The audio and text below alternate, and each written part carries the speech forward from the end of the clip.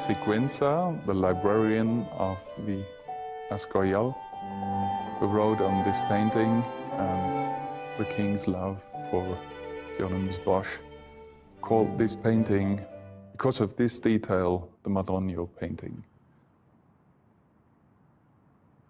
Creo que la primera mención histórica del cuadro lo llaman el cuadro de la variedad del mundo, que me parece muy acertado, porque efectivamente esto es una cosa casi enciclopédica. The title has always struck me as very deeply ironic, to say that this is a garden of earthly delight. The garden of delights, yes. Garden of earthly delights, no. It's a really good title. I mean, that's why it's lasted so long. No? And we don't know what the title was, do we, I think? Se llamó primero Variedad del Mundo, así se trata también el padre Sigüenza, que aconsejó a Felipe II, le animó a que lo consiguiera porque afirmaba que no era herético. También se llamó el cuadro de las fresas, porque las fresas, además de un simbolismo de delicias especiales, es efímera. Enseguida los frutos rojos que aparecen enseguida se consumen, y es una alegoría de que los placeres pues también son efímeros en nuestra propia vida.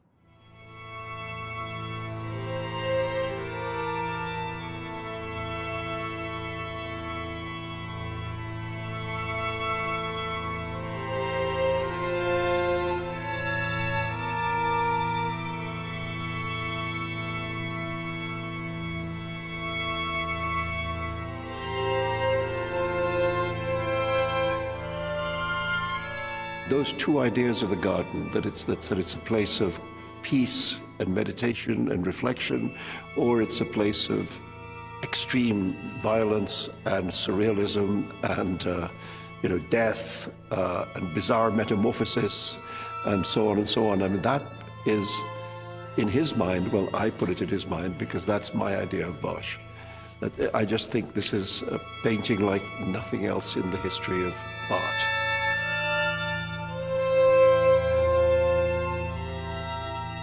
When the angels change their shape into monsters, they still have wings, dark wings, like bats. Yeah, it's really a beautiful miniature in the image. So there's in this whole understanding of evil being in the world, not only by disobedience, but in order to be equal to God.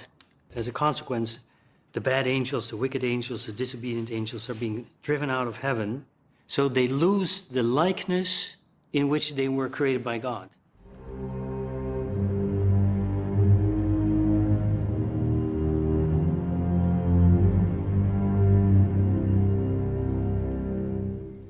The story has been represented by Bosch in the Joen triptych, but it's only alluded to on the exterior of the Garden of Earthly Lights by this play of dark and white clouds, very dramatic play of dark and white clouds.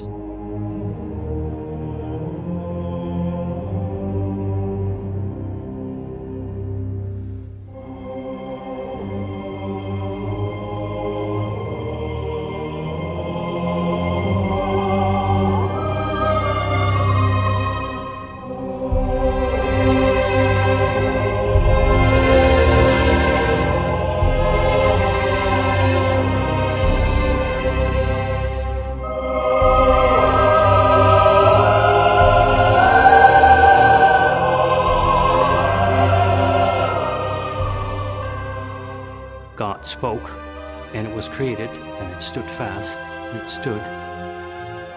What we see is one huge contradiction of that sentence. Nothing stands as it is.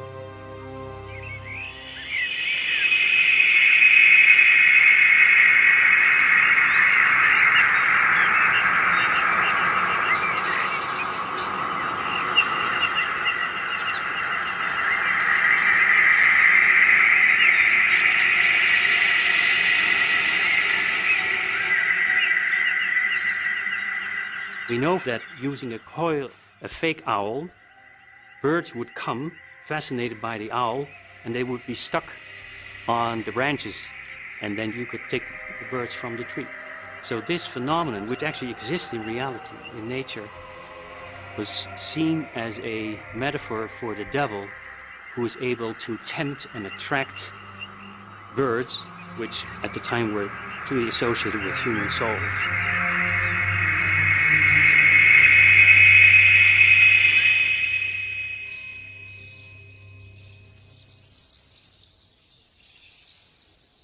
Es muy interesante cómo se va desenvolviendo el drama.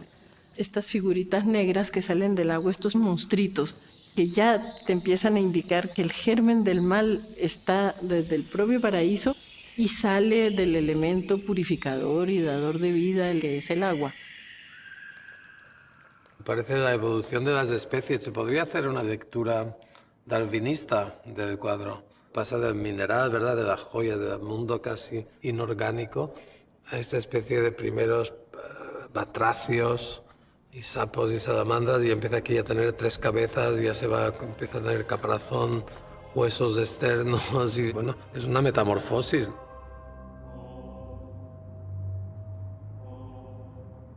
When they represent the creation, they represent 2 moments.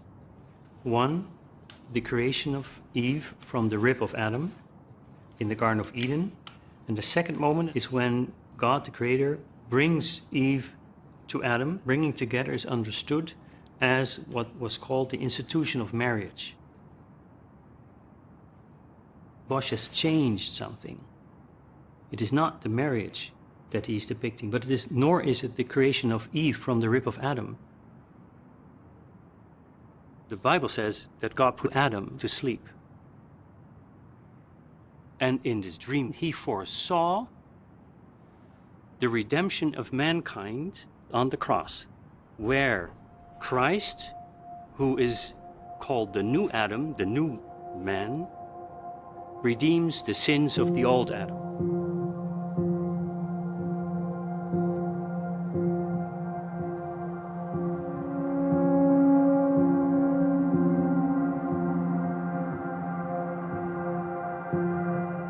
And then it is striking to see how Bosch depicts Creator with the face of Christ and Eve in a fashion as if they are marrying.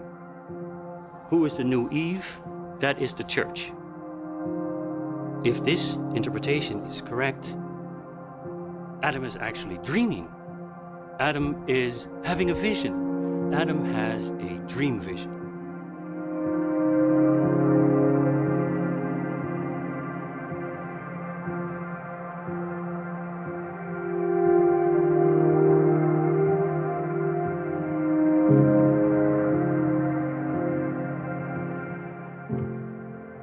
El Bosco pintó sus obras de la cocción de la humanidad. Yo he cogido una parte del carro de heno que representa la expulsión de Adán y Eva del paraíso. Pues eso yo he cogido una parte de la izquierda de las tres tablas, que es un críptico.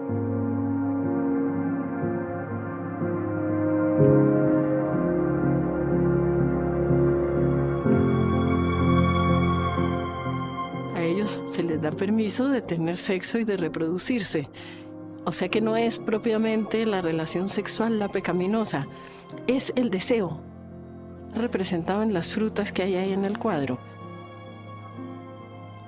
Parece que están tomando LSD, ¿verdad? Con esas pastillas rojas, que es como el ticket para el infierno.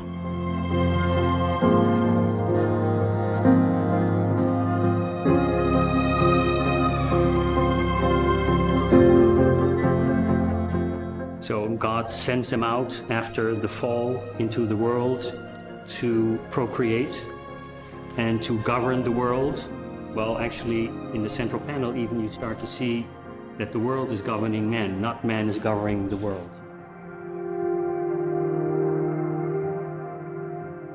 Everybody is in that kind of state of nature, but what is happening in the state of nature is madness. Dulces para niños, ¿no? El color rosa, así parece que tiene sabor el cuadro también.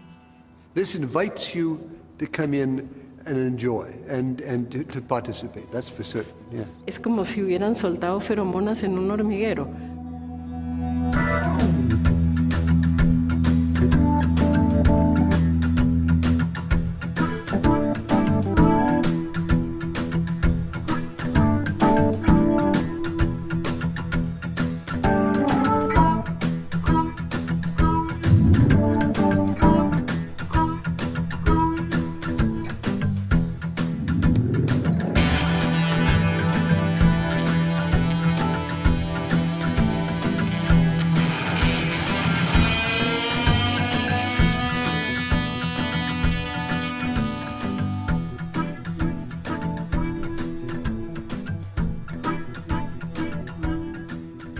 Quizá el cielo es la tierra, es el centro, es la pregunta que nos hacemos, ¿no?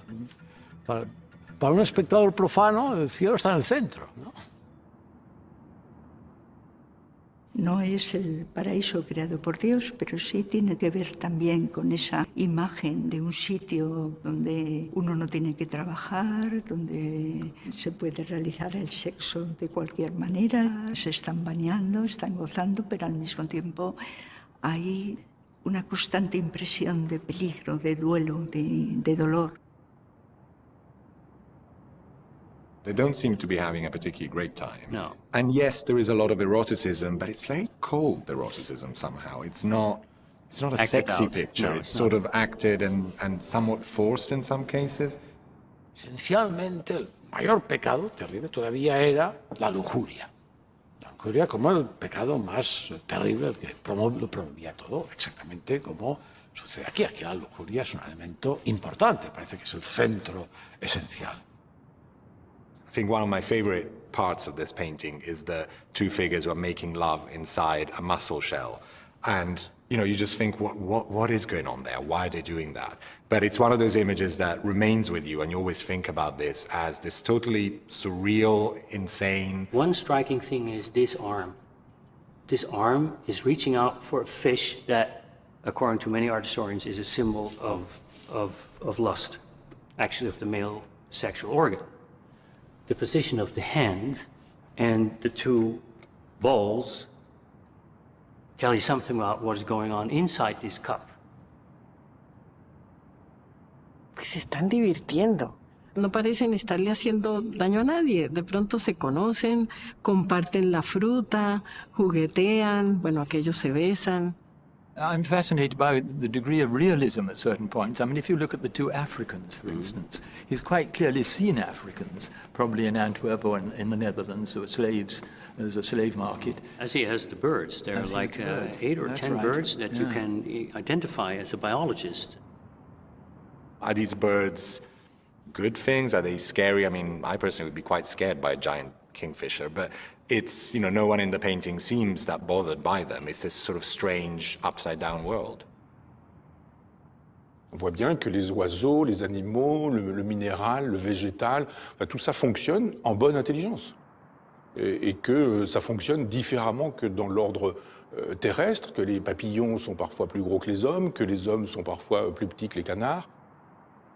C'est un monde divers et multiple, mais en même temps, la vérité du christianisme s'y trouve. Mais il ne faut pas attendre la vérité du christianisme d'un curé.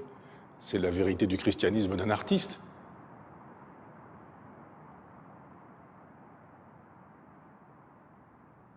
Originally, this fountain was had a round shape. It's almost like a bowl, leaf-like. It seems to have some leaf-like structure. But here you clearly see an egg form.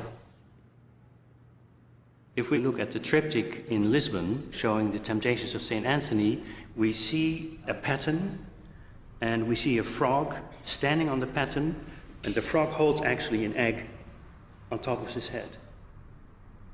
If you zoom out from this, you would see in the central panel Christ standing next to the altar with a crucifix on it, to emphasize that that is the real altar.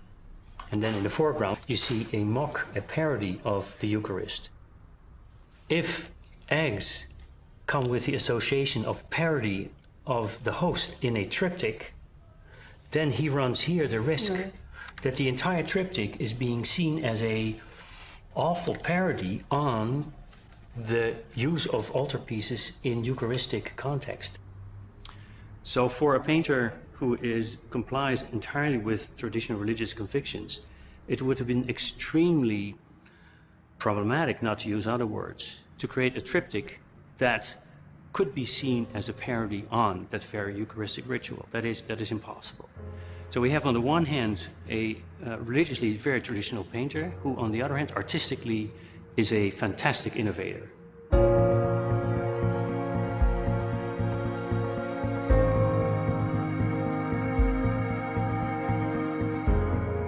Hay un elemento futurista maravilloso en el cuadro, unas construcciones que parecen casi de Gaudí.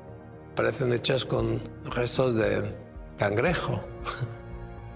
Es una mezcla como de animal y de bombas actuales. Es realmente la visión de un artista que es capaz de alguna forma, presentar un futuro mucho más cruel de lo que podían imaginar los coetáneos, ¿no? You know, today these look like factories, you know. It does remind me of sort of a children's fantasy of a candy factory. No estamos en un mundo para vivir en él. Es una pesadilla de fiebre o algo así. Pues es como un gran día de fiebre. In the land of gods and monsters, I was an angel, living in the garden of evil, screwed up, scared, doing anything that I needed, shining like a fiery beacon. You got that medicine I need, fame, liquor, love, give it to me slowly. Put your hands on my waist, do it softly. Me and God, we don't get along, so now I see no one's gonna take my soul away. I'm living like Jim Morrison, headed towards a fucked up holiday. Motels, breeze, and I'm singing, fuck yeah, give it to me, this is heaven. What I truly want is innocence lost, innocence lost.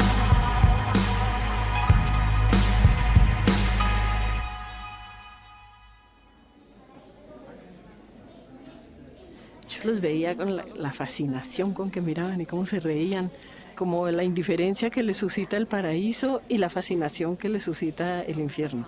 De alguna manera yo creo que el infierno se parece mucho más a la idea que hoy se puede tener de pasarla bien, que esta naturaleza pura, todavía intacta, donde el agua brota, mientras que aquí ya si hay animales están convertidos en monstruos perversos. Mira, ya hay un conejo que le está haciendo una maldad tremenda con ese palo a ese pobre que tiene boca abajo. O sea, los propios animales también se suman a los demonios para torturar a esta pobre gente que anduvo comiendo fruta.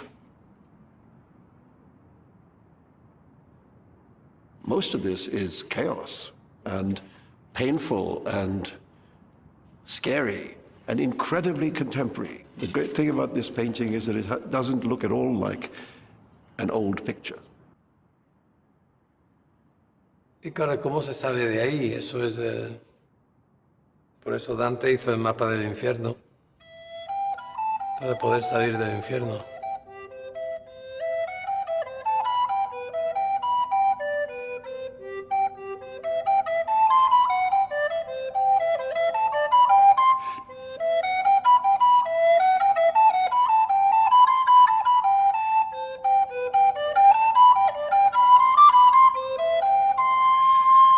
Hay intervalos ndoti, que son intervalos puros, ondoti. Sin embargo, tonta, que es uno de los intervalos que se encuentran en el cuadro, en la época se llamaba simplemente diabolus in música, el diablo en música representado, en un intervalo prohibido.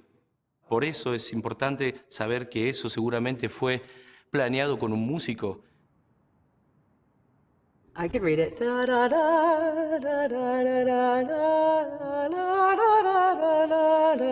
Yeah, it's very legible. After 500 years, it's incredible.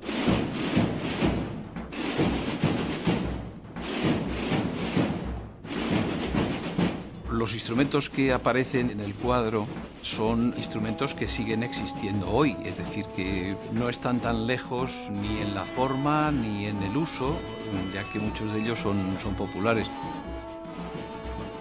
La gaita, ese estómago, está a punto de ser cortado por un cuchillo que sale de unas orejas y está encima, parece, de una mesa, ¿no?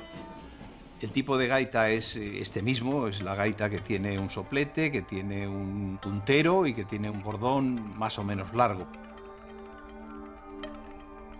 Hay una chirimía.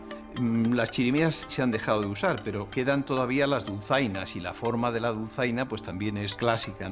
Tanto en donde se pone la caña, que es aquí donde iba el tudel, como en la campana. La zanfona tiene una manivela que mueve un eje que atraviesa todo el instrumento. El Bosco coloca a una persona haciéndose cargo de esa manivela, tiene que moverse constantemente para producir el sonido. Otra de las cosas que llama la atención es un recipiente donde pudiera tener grasa para engrasar el eje, porque si no, la zanfona suena mal.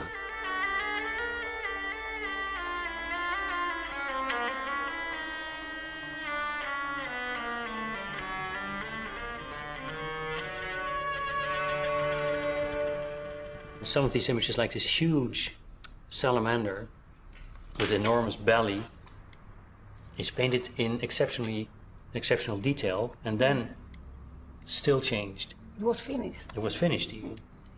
And inside his belly we find at least one human being. Possibly, is this an arm of another? I don't know. And I'm saying this, of course, based on the image that you find in the central panel. And a book. And a perhaps, book. no? And a book. So why did he change it?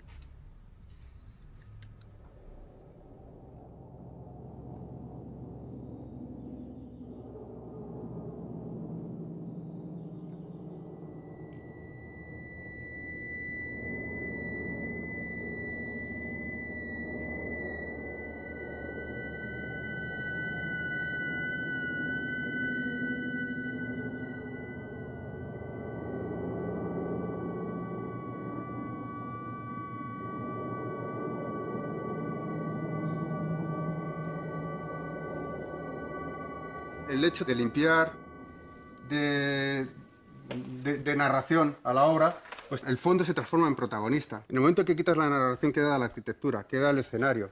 Y entonces sobre ese escenario, primero aparecen artistas que 200 o 500 o 300 años después, de alguna forma se reencuentran.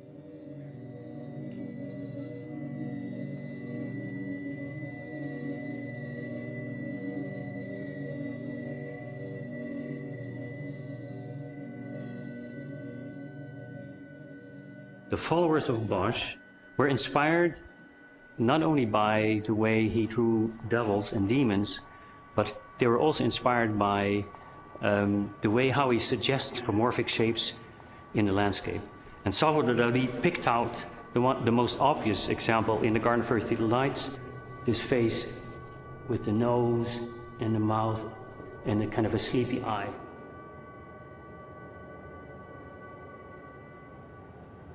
Not only do the animals draw its features in the rock, they draw the features in my mind. So I am infected by the same dark power by seeing this. This interaction between viewer and image is something that we cannot escape. Estos son todos retratos. Se ha modificado todo, se ha puesto cuernos, se ha tatuado el ojo. Fui buscando la metamorfosis y me encontré con estas prácticas que para nosotros son tan desconocidas y que me unen tanto a esa parte del Bosco y esa relación que nos viene también de nuestra cultura con el misticismo, con el dolor, con el placer. Lo he estado llamando el infierno del Bosco, pero es que por otro lado, como para mí no es un infierno, está ahí todavía en el limbo.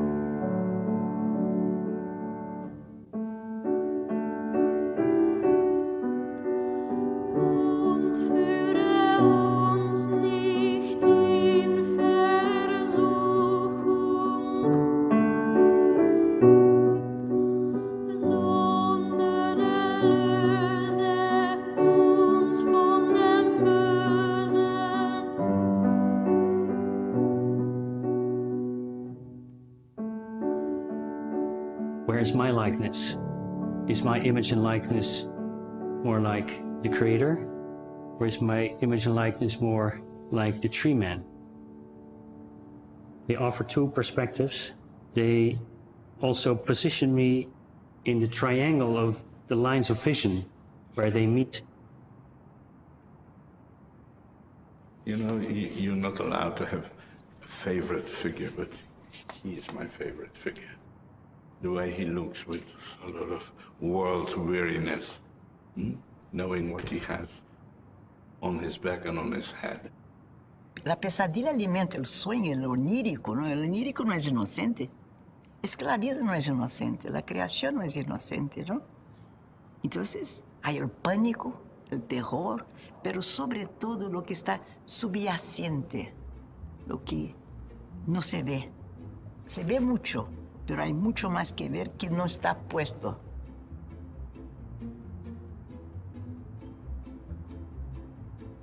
¿Dónde es que hay un conejo por aquí? Hay otro conejo que he visto.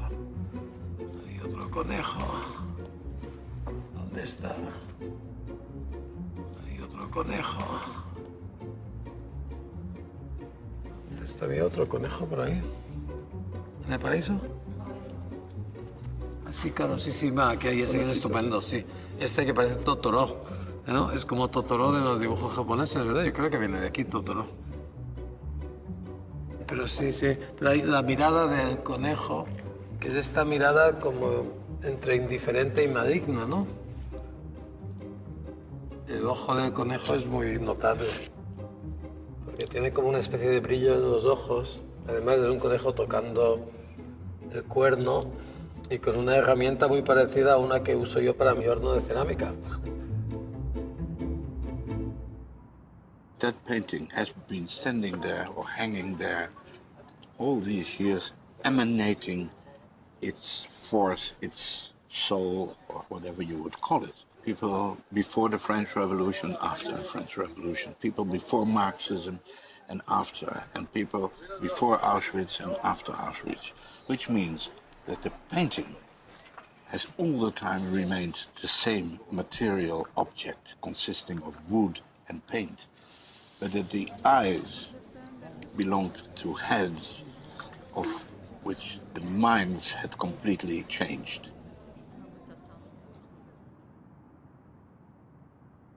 Bosch is very influential for several generations and then hugely successful with viewers throughout history up until today.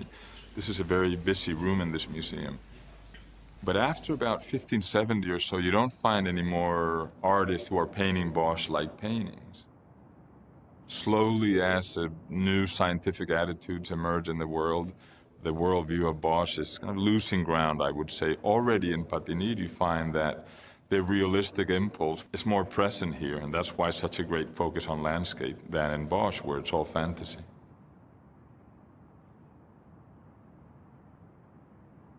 If he is staring at you, you are his next soul, you are his next passenger. And you can decide whether you want to go to hell or whether you want to go to heaven. You have to understand the metaphor, the biblical metaphor of the broad way and the narrow way, the narrow gate that leads you to paradise, but the broad road that leads you to perdition. And that is in essence what Bosch also teaches us. Don't simply trust the outward appearance of things. Try to see through things.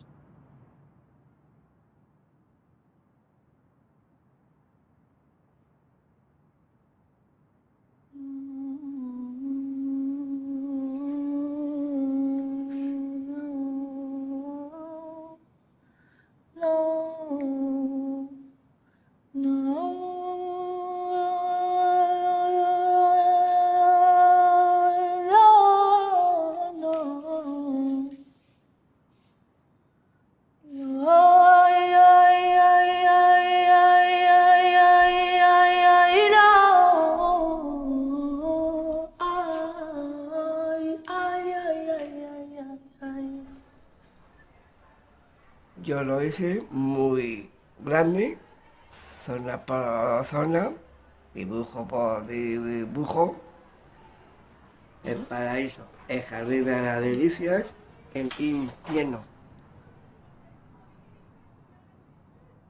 L'important dans la vie, c'est pas la culture, c'est la vie. Et ce sont les gens, c'est de ne pas tuer, c'est de ne pas faire de mal, c'est de ne pas augmenter la misère du monde. Et d'une certaine manière, cette œuvre est géniale parce qu'elle dit ça. Donc s'il fallait détruire pas mal d'œuvres, il faudra en détruire beaucoup, mais épargner celle-là.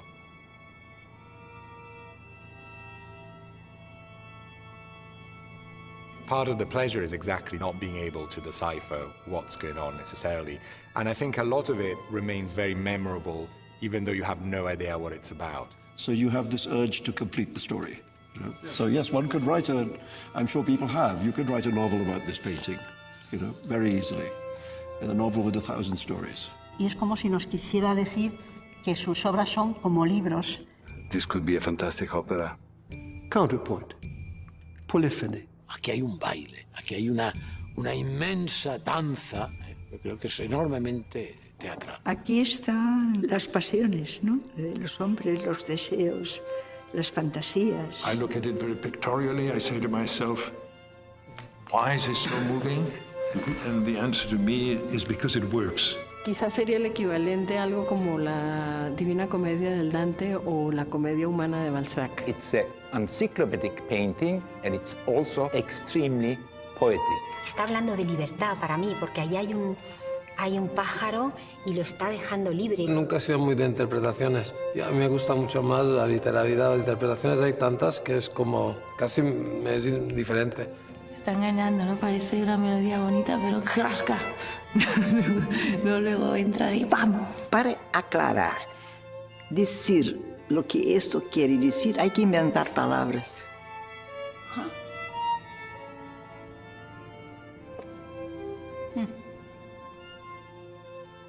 That's what I mean by different eyes, you know, because what most people see is themselves.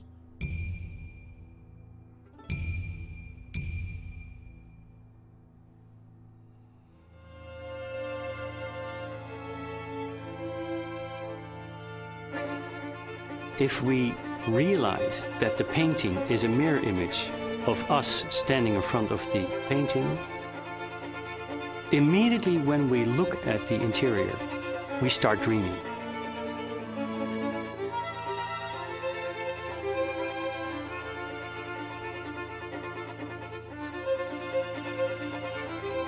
That is a phenomenal invention of Bosch, to create this kind of machine, this active machina, to fire the imagination of the viewer and to push the impulse of interpretation without ever giving us a clue except for the face of Christ.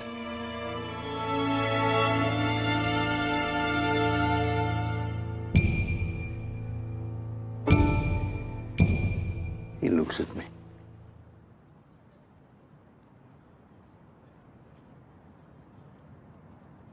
And the devil.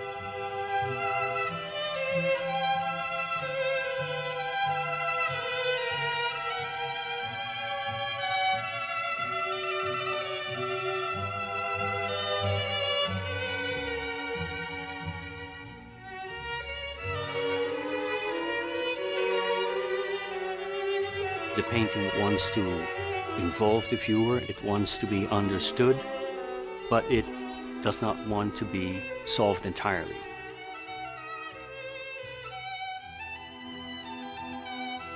The author does not want you to solve the mystery.